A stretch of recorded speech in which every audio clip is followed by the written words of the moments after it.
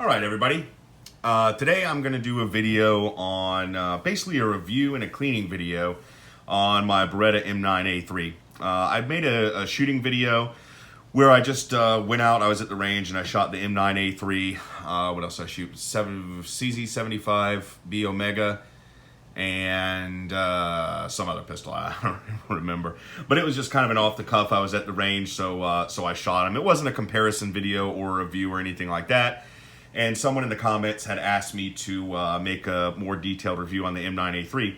I forgot to check out their name before I made this video, so I apologize for that. So that's what I'm going to do. So this is what the Beretta M9A3 comes in. It's actually a really cool case. It's an ammo case. It's pretty neat. I've never seen anything like this before, this type of packaging for a new pistol. And I think it's awesome. Frankly, I think it's the coolest one I've gotten. Beretta's really kind of stepped up their game in their packaging. They used to be completely terrible, probably some of the worst ones I've ever gotten. I would almost rather get a cardboard box from Ruger than those little blue Beretta cases that the snaps don't work real well. They're too small, they're too tight, they're cheap as can be, and Beretta makes higher end guns as far as production level, so they're not inexpensive. So I really like that they came out with this, and also their APX line, which is this polymer striker fired line. Much improved box. To some people that doesn't matter, they throw them away or whatever. I don't. Sometimes I'll use them to transport them. Other times I'll use them to store them. So, you know, I do like it. I'm paying for it. I would like it to be nice. Like I said, these aren't cheap. This one is, I think the retail's like $9.99 or $1,200 or something. Retail's kind of pointless because nobody pays that. When I was at my gun store last, I saw this for, I believe it was like $8.89, something like that. So I'm sure you can get them for a little cheaper than that, maybe $8.25, $8.50, which is a good price now. When I bought it, they had it for like $9.50 or something. I think I paid $900, maybe $9.25, somewhere in that range. And that's a lot for a lot of people. They don't want to spend that much on a gun, and you know, that's cool. Some of us have a problem with it, and we can't stop buying them. So it was a pretty good deal for me. You know, I sold another Beretta. I had a Beretta 92 Inox to get this one. So, unpackaging. Another thing, this actually does come with a rubber seal. Oh, hold on, out of frame there. Rubber seal in here, which is nice, you know, keeps moisture out. So, what comes in the package? 2 extra mags, 1 in the gun, so you get 3. 17 round mags, which is very nice. These are some of the better mags I've had. There's this coating, I don't remember what it's called, that Beretta put on these to help with sand. Basically, sand or dirt, it allows them to channel out a little bit easier and they don't get stuck. Kind of jumping around here, a little brief review of this gun. It was created to basically circumvent the whatever it was, the MS-17 or whatever, pistol trials where earlier this year, I think in January around SHOT Show, the military, the Army or whatever, had decided to go with the P320. They had like the P320, the 19X were the 2 finalists. Beretta APX was in there, MMP for a little while until they pulled out, FN 509, as well as some other gun manufacturers. And basically the Beretta M9 was our military handgun since, I don't know, the mid-'80s. I don't remember the exact year. And what Beretta did, the military was looking to get new firearms. The Berettas were kind of older. They've been kind of beat up. So Beretta came up with this pistol as an option for them to kind of save money. They've already got a ton of parts for the M9. So this one would be compatible with those parts, yet it would kind of conform to some of the other things the military was looking for. Ultimately, they didn't choose this, and it was released to the public, which is great for us. You know, as far as the military selection, I'll go over that in another video. I'm not in the military. I've never been in the military. Obviously, I've had family members in the military, and I'm very thankful for everything they do. But, you know, and in my situation, I can't speak to which one would be the best. I could just give my kind of opinion of, oh, I really like this one. So that's kind of where this M9 came from. So in the box, like I said, you get the pistol, you get 3 mags, and you also, for the grip, you get a lock. Who cares? We don't use that thing anyway usually. But if you do, good for you.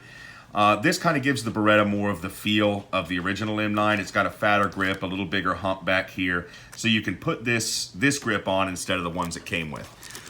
Now, the ones it came with, I think that's probably one of the biggest benefits of the M9 over the 92 series or M9 series, is the grip. It does have a straight mainspring housing down here. It's not contoured or humped. I think it's much more comfortable, especially if you have a little bit smaller hands or medium hands. It's thinner because of the grips. It's got really good checkering front and back, so it's just a more comfortable gun for me with that kind of improved grip. The finish on it is fantastic. I know it's a bunch of different shades of baby poop brown, but I think it's really cool looking. I like the multiple colors. Kind of looks like an FN Scar rifle. But I like it. You know, that's one of the reasons I was attracted to it. Now, this year, recently, Beretta did put out an M9A3 in all black. So if that's your cup of tea, then they have satisfied that desire. For me, I like this one. So again, magazines are great. Everything else it's pretty M9-ish, I guess you would say. What it comes with is it's already got the D-spring in here. This version is the decocker and safety. That's fine with me because this isn't a gun that I carry because it's big. It's a gun that I don't know. I kind of feel silly even saying this, but if things were to happen or shit hit the fan, so to speak, would I select this gun? Yeah, it would be right at the top of the list. I have literally never had a single malfunction out of any of my Berettas, the 92s, the M9. It's just, all kinds of ammo. I've never had a malfunction. The safety decocker being slide mounted is certainly a point of contention between a lot of different people. Typically, what you see is a lot of negatives on it, and I get that, especially if you're not used to it. For me, it's never been a problem. I actually kind of like the placement on it. Because it's easy to reach. I don't have to break my grip. I can decock it, leave it on safety, take it off safety. It's very easy for me to get to with my finger as opposed to where some other ones might be. Yet it's still kind of out of the way. Now, I don't have it on the table. I'll do a review at another time, but I recently got a 226 Stainless Elite 6-hour. And they have their decocker here and then the slide release here.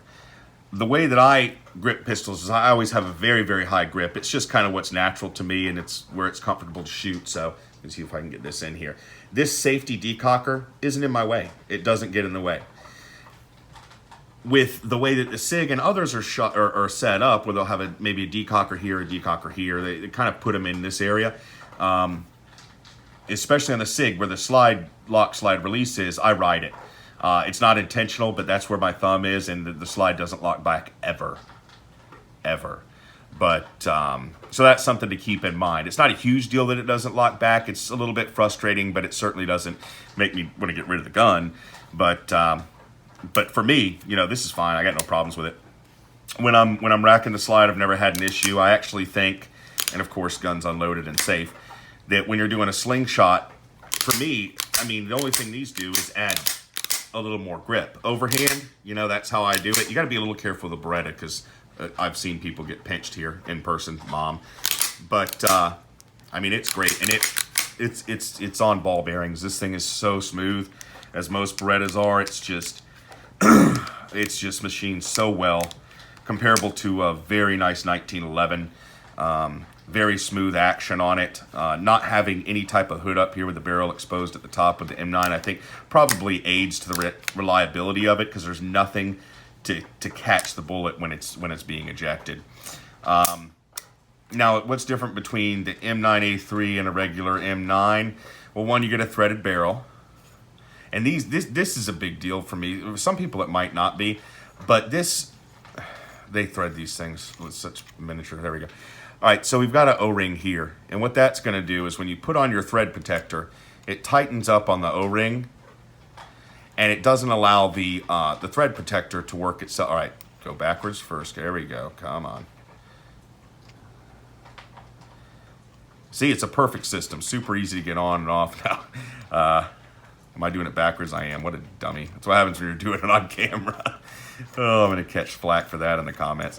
So anyway, when you tighten it up, it gets against that O-ring, and it provides some resistance so this doesn't walk itself off when you're shooting it, which is big. I am so sick and tired of shooting pistols, and the thread protector backs itself off, after like 4 shots. I am going to try to get an O-ring from, I don't know, Home Depot or something. Maybe a high temp one, and try to put it on one of my other ones, see if that works. But that's cool, I like it. So if you're gonna run a suppressor or a muzzle device, you're already set up here with this. Like I said, you've got the D-spring in here, which is basically gonna lighten up your trigger pull. It's a lighter poundage spring that I believe they use for the decocker version, which this one isn't. But what it's gonna give you is, and typically when I'm dry firing a hammer gun, I will put a dummy round in, but I'm only gonna do it a couple times in this video, so I'm not. One of the things I love about Berettas, pretty much all of them, the PX4s, the M9s, 92s, is they have a very smooth trigger pull. I mean, it's very smooth. It's a little heavy, but not too heavy, and it's relatively consistent. You get here and you get a smidge more resistance here, right where it's gonna break, but it's just so much smoother than most others. In the single action, you got a little bit of take up, and you get there, and it breaks right through it. I mean, take up, wonderful break. I think it's a smoother, crisper break than a CZ, or single action, I should say. Does that mean I think this one's better than a CZ? I don't know. When you're shooting at live fire, the CZ is pretty darn nice. So it just has a little bit of hitch up here in the trigger where it's kind of like a little squishy. Same with the 226. It's like squish, squish, then break.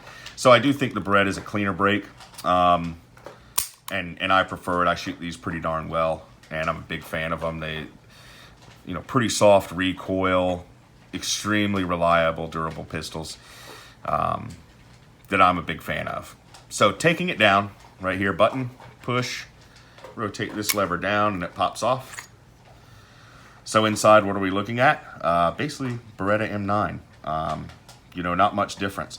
I did take this one to the range 2 days ago, and I was planning on taking it again tomorrow, just because I didn't have time to put a lot through it when I took it. So it's barely dirty, and I typically clean after every use, but I'm not going to this time.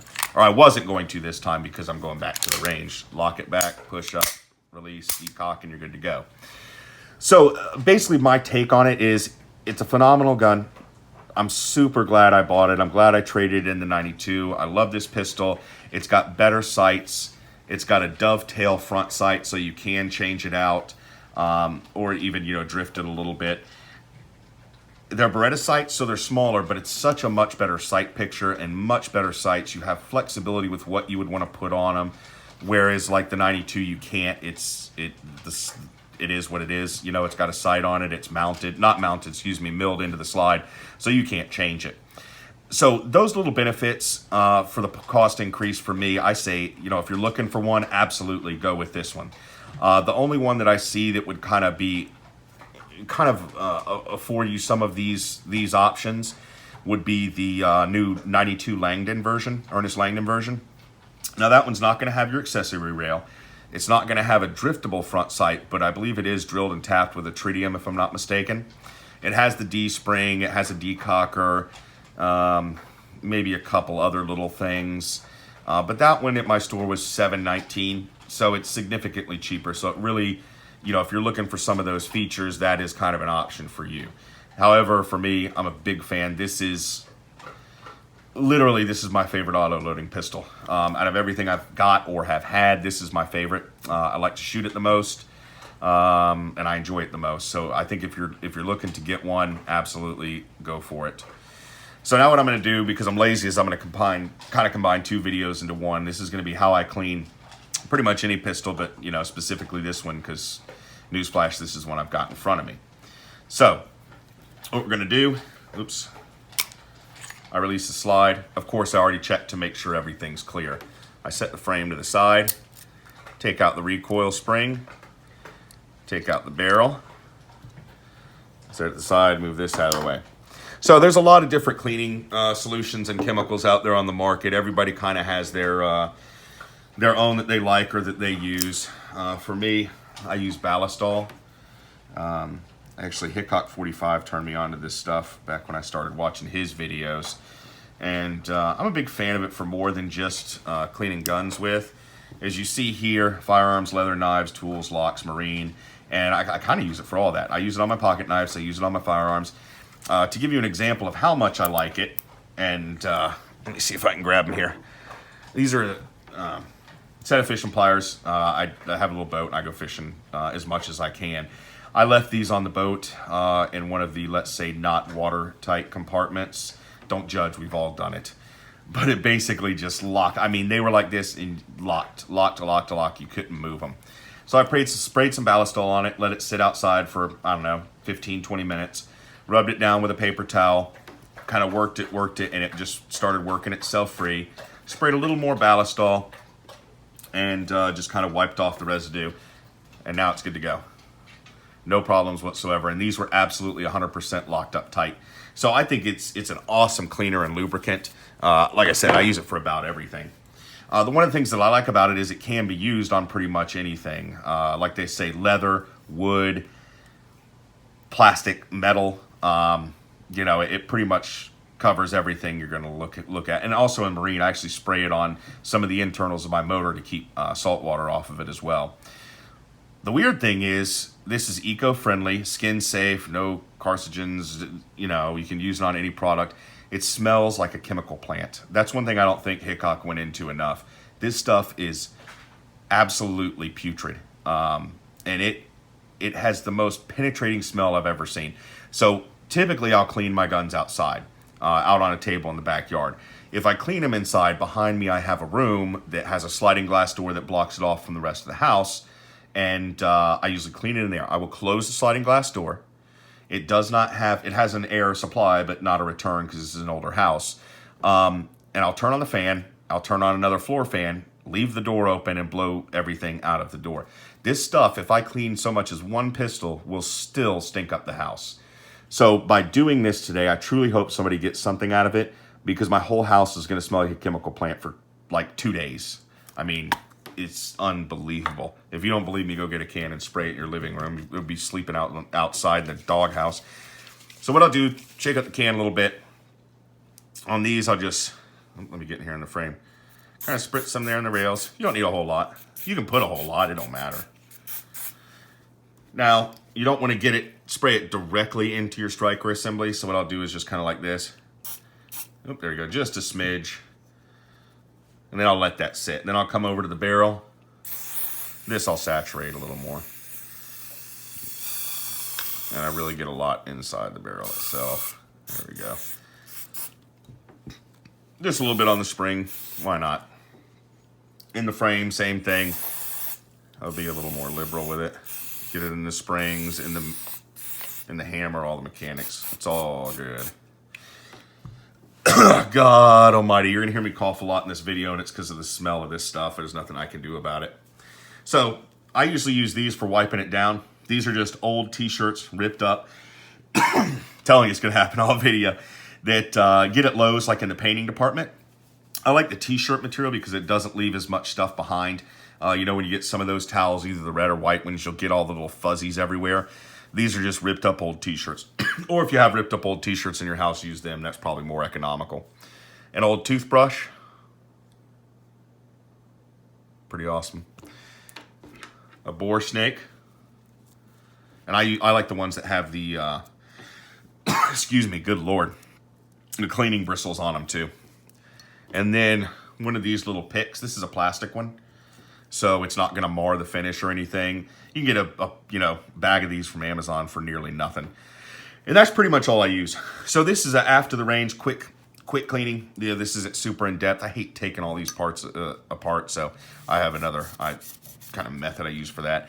So I'll just take the cleaning brush / toothbrush, just quickly go in here, kind of rub it down a little bit, and basically break up some of the residue. I don't get all crazy with it. And the barrel, same thing, around the feed ramp, just to kind of break it up. Same thing in here, just kind of go over it real quick. It really doesn't, with the ballastol, honestly, you could probably skip this step. A lot of times I do, but you know, just kind of give it a quick brush off. And then what I'll do, I always kind of do the barrel last because I like it to soak for a little bit. But I'll just grab this towel, go through here, wipe everything down, kind of get the bulk of it off. Excuse me. Then I'll take this little tool, little pick here, put it on the rag, and then I'll use that inside the rails. So I'm really cleaning out any dirt or grit that's in there. This one, again, I only put like 50 rounds to it, so it ain't all that dirty, but get in there, get all that stuff cleaned out on both sides. Get over here. Now the M9A3, these rails are a little bit thicker, so it's not as tight as it would be on, say, a Glock or something. These come in real handy because they're much tighter and harder to get into. And then I'll just take it in here, same thing, just kind of get all the grit and grime out. There we go.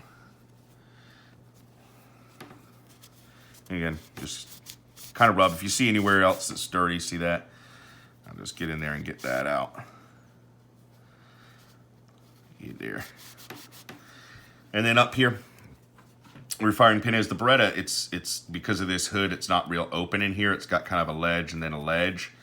So again, I'll do the same thing. I'll take the towel or t-shirt material with the pick and just scrape in there a little bit. Poked right through it.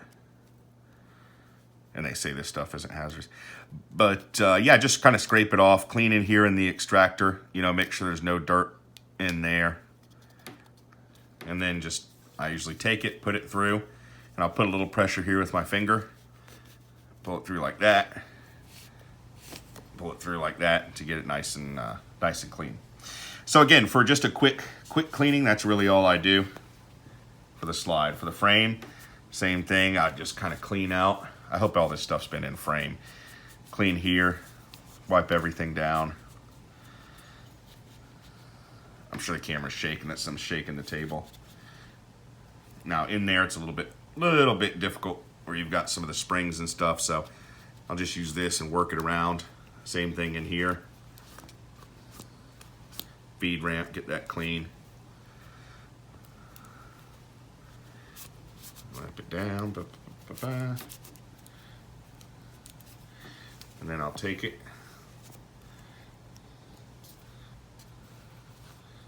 Oh, got too much in there.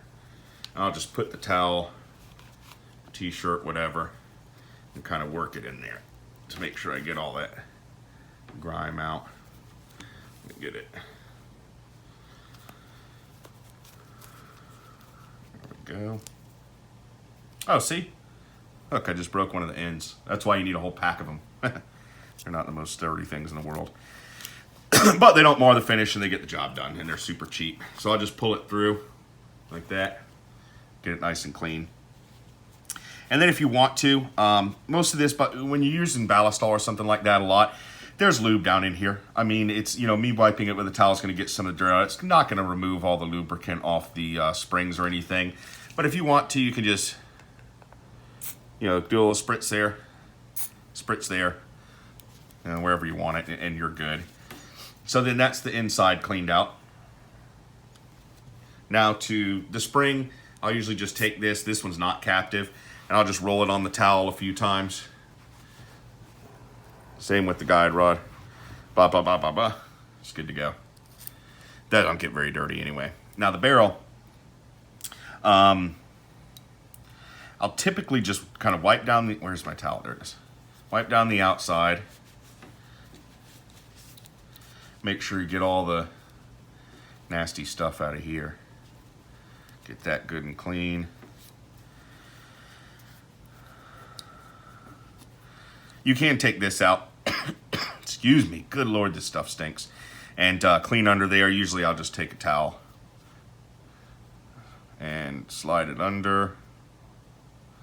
It's not like it's that big a deal to take out, but I don't know. This is just habit, I guess. There you go. Kind of clean in there.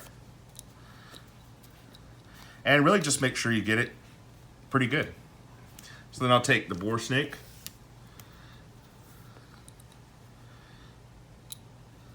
Feed it through. And again, this one has those little copper cleaning bristles on it, so it does scrape the barrel a little bit more. They last a long time. I'm probably gonna switch out this one in a little bit because I have used it for quite a long time, and the bristles are getting a smidge worn down, and I've got another one or two in there. So all I'll do is pull it through twice, look at it. It looks pretty clean. Spray a little bit more. and then pull it through again. So there'll still be some oil residue in there, which is a good thing. I don't know if you can see in there, but clean. All right. So now the lubrication. Give me 1 second.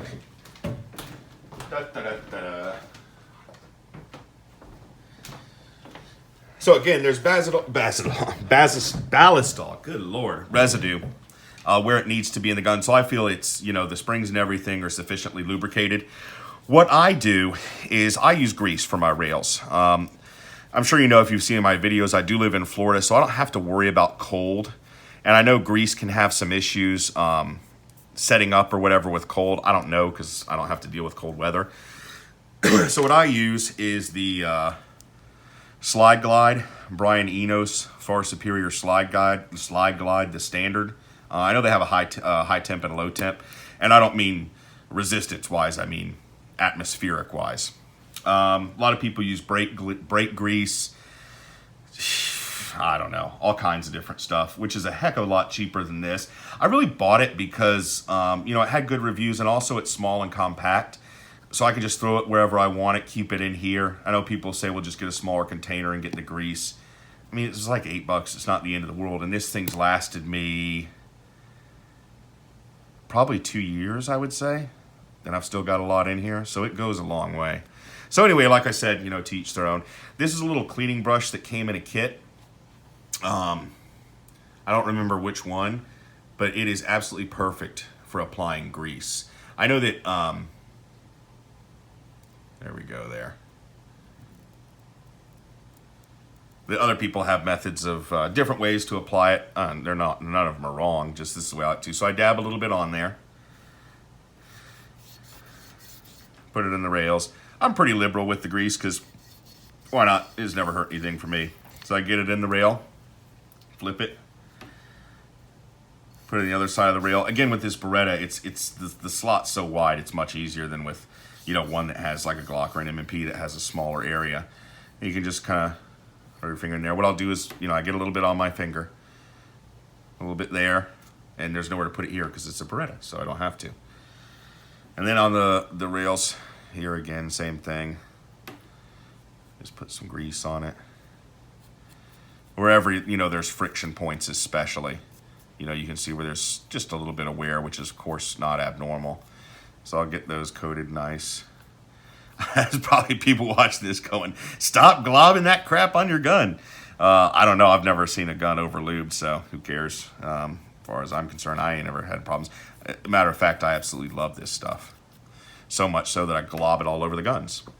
So there we go. That's it for the grease. It's lubed up. So putting it back together. Imagine that. It's the same thing, but in reverse. Oh, get in there. And, you know, Beretta barrel. Just kind of play with it. It'll get in there. Put in your recoil spring.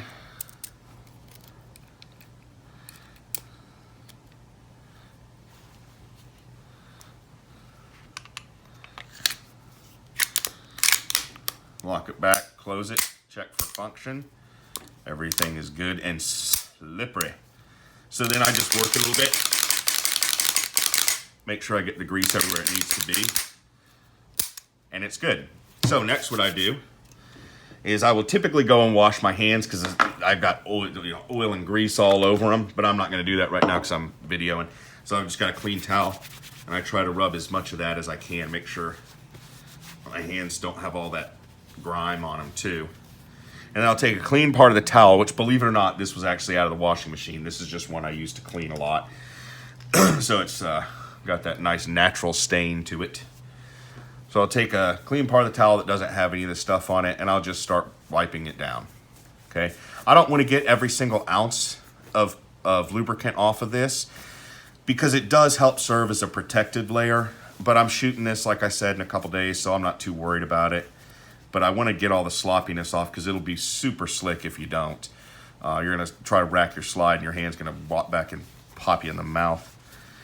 And also it gets all that residue off from the outside of the gun. Yeah, jeez. Golly, my house stinks. Lightly on the barrel. And there we go. That's how I clean and lube the M9A3 and pretty much every other pistol. And my little review of the M9A3. If you have any questions for me, just leave them down below.